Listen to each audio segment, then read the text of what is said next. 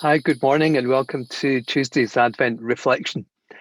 A few weeks ago, I saw someone posting in Twitter, and he had been given advice when he was a young preacher starting out, and he was told by his teacher, when you're thinking about preaching or doing something in public for presentation, try to think about it as a piece of music and what name you would give that piece of music. So I think this morning, what I'm wanting to do is share, if you like, a song with you. But it's a song in four parts, a song that will have a melody that we'll come to in a moment from the scriptures, and three other parts that I want to share with you: some testimony, some encouragement, and then share a song with you. So let's hear the melody. And let me read to you this morning's reading, which is from Psalm 95, Psalm 95, verses 1 to 7. It's one of my favorite Psalms, and I've used it often as a call to worship because that's really what it is. It says this: "Come, let us sing for joy to the Lord. Let us shout aloud to the rock of our salvation. Let us come before him with thanksgiving and extol him with music and song. The Lord is the great God, the great King above all gods. In his hands are the depths of the earth, and the mountain peaks belong to him. The sea is his, for he made it, and his hands formed the dry land. Come." This is the bit that makes me think of Christmas every time I read it. "Come, let us bow down in worship. Let us kneel before the Lord our Maker." I always think of the shepherds and the wise men. "For he is our God, and we are the people of his pasture, the flock under his care." So that's the first part. That's the melody. That sets the tone for the song. And all these other things are going to feed into reinforcing that melody. And the first thing is what I would call testimony. I don't know about you over the course of lockdown, but I have had, I think, probably an increase in what I would call earworms. Waking up in the morning with a song or a tune in my head and going over and over it all day, and sometimes more than one day. And these often have been things that go way, way back to my past, perhaps teenage or 20 years old kind of time. I was looking one up on the internet the other day, searched it on YouTube. And as usual, you find a variety of choirs singing these things. So I listened to it. And then, as usual on YouTube, the next thing came on. And I started to listen to it. And I was gripped by it. Gripped by it to such an extent, and it's not in English, I'll tell you about that in a minute or two. I was gripped by the music and the song and the forcefulness with which it is sung that I listened to it time and time again. And I just felt my soul bursting with joy and thanksgiving and hopefulness and praise to God. It was one of these once every so often things, not a very frequent thing, but my heart just ached and burst with praise to God, hearing this particular song at this particular time. I wanted to sing it at the top of my voice.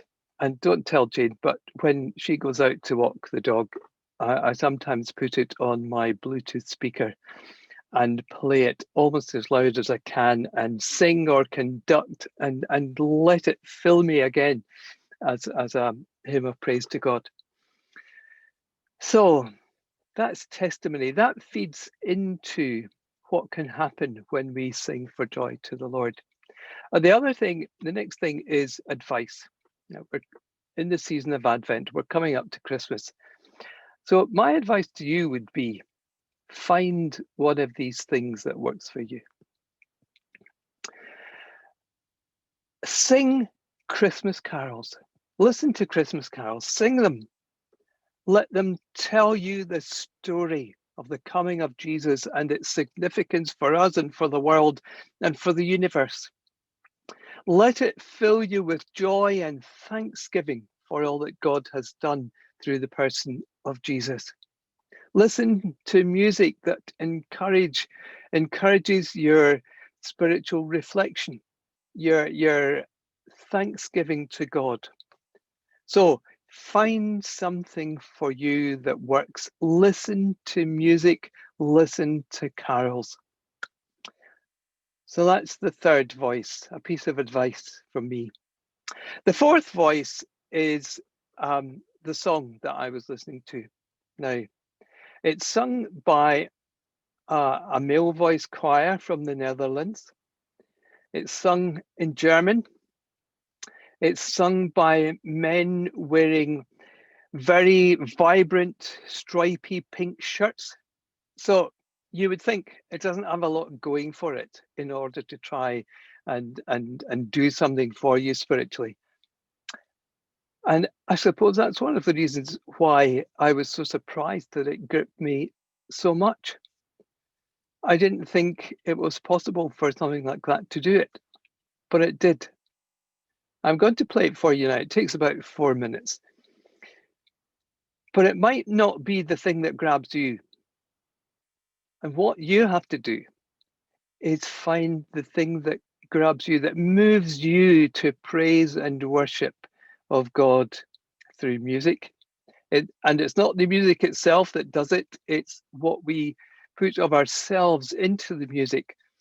And I have missed over the course of these last many months the sight and sound of us all being together to sing God's praise. That's one of the reasons I've got the Christingle background today.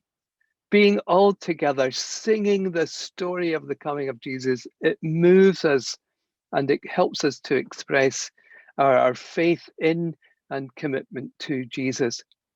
So I'm going to play this for you now. I'm going to share the screen. But as I say, this may not be the thing that moves you, but I don't mind that. It moves me. And you find the thing that moves you.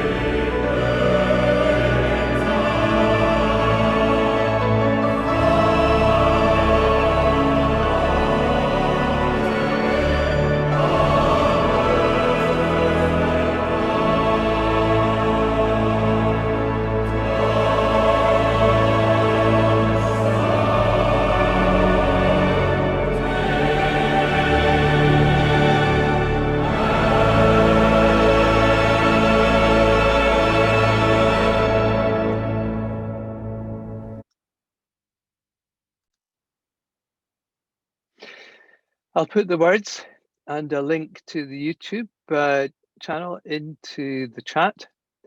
But it's a song of praise and thanksgiving to God, a song of hopefulness and joyfulness. Just what we need at this time, at least just what I needed at the time. I hope that you will find something for yourself as you sing joyfully to the Lord. God go with you.